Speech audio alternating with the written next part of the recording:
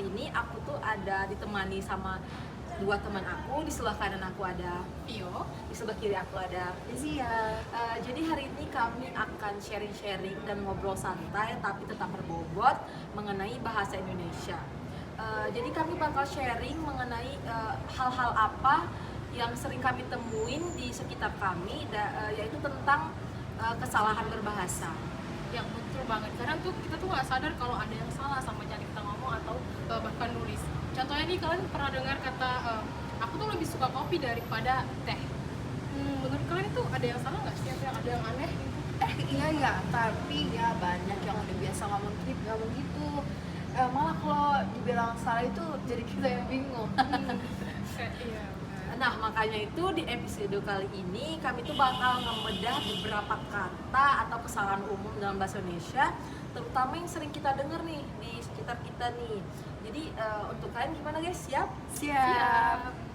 Oke, pertama ini kesalahan yang paling sering banget terjadi di sekitar kita. Contohnya itu daripada yang dipakai buat perbandingan satu arah. Misalnya aku lebih suka es teh kopi daripada es teh. Bukannya itu benar ya? Aku tuh dari dulu gitu, Ya, banyak yang ngomong gitu. Tapi kalau menurut tata bahasa sih yang bener itu daripada tuh cuma dipakai untuk perbandingan negatif. Jadi harusnya itu yang betul-betul itu katanya tuh kayak aku lebih suka es teh dibanding es kopi, bukan daripada. Nah, kalau misalnya dalam bahasa Jawa atau Sunda, biasanya kita ngomong gimana?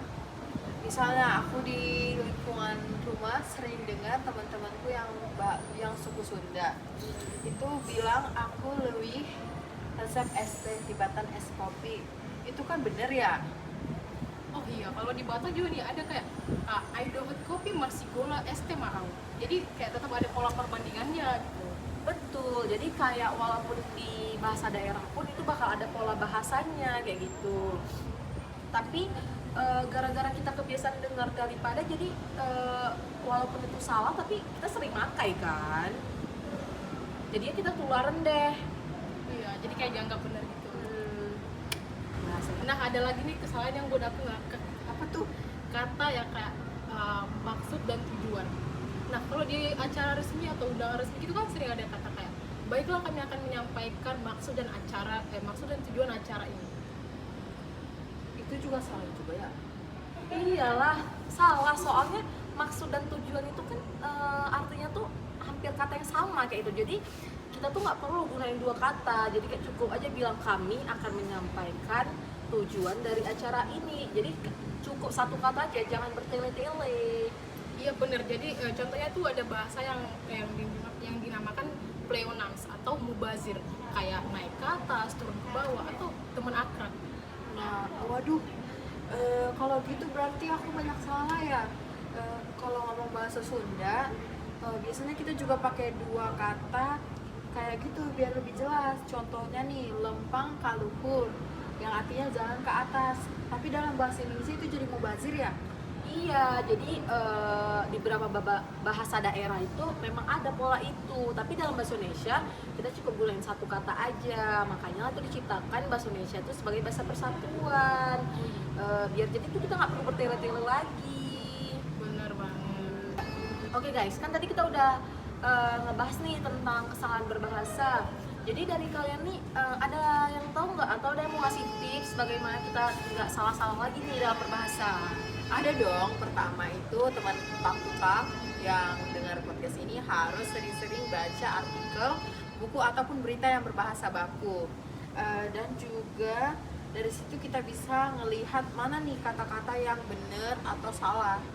Bener banget. Yang kedua tuh kalian boleh cek KBBI. Nah sekarang kan tuh udah ada aplikasinya, jadi kalian gampang banget kalau nemu istilah yang sulit nih dimengerti, kalian boleh masuk cari di KBBI supaya kalian tahu arti dasar dari istilah tersebut. Nah, yang terakhir nih, kalian harus sadar bahasa. Kalau lagi ngobrol nih, lagi sesama ngobrol nih, si Kezia salah, terus tuh kita jangan langsung ikut-ikutan, kita cek dulu, kita bisa cek, kita juga bisa ngasih tahu nih ke dia yang benar tuh gimana cara ngomongnya gitu. Nah, jadi yang penting itu konteks ya teman-teman. kalau lagi ngobrol santai atau lagi bareng-bareng teman-teman nih, kita bisa pakai bahasa gaul atau slang word. Tapi kalau kita nulis formal atau di tempat umum yang memang dia dalam pertemuan formal, kita itu harus menggunakan bahasa baku. Dan juga coba kita lebih hati-hati supaya biar gak ketularan salah. Benar banget. Oke. Jadi menurut kami itu doang sih tips-tips dari kami kayak gitu. Jadi kesimpulannya dari sharing-sharing kita hari ini itu bahasa itu dinamis ya dan terus berkembang. Tapi kalau kita nggak hati-hati itu, kita tuh bisa sering ngelakuin kesalahan dalam berbahasa. Jadi penting nggak sih buat kita sadar bahasa, teman-teman? Setuju banget. Dan sebelum kita tutup, aku pengen tanya ke para Talk yang dengar podcast kita hari ini. Kalian pernah nggak sadar kalau sering gunain bahasa atau kata yang salah? Kalau ada, berikan contohnya ke kami ya di bawah share kita ya.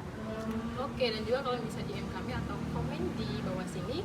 Dan jangan lupa follow podcast Talk to Talk supaya nggak ketinggalan episode seru berikutnya.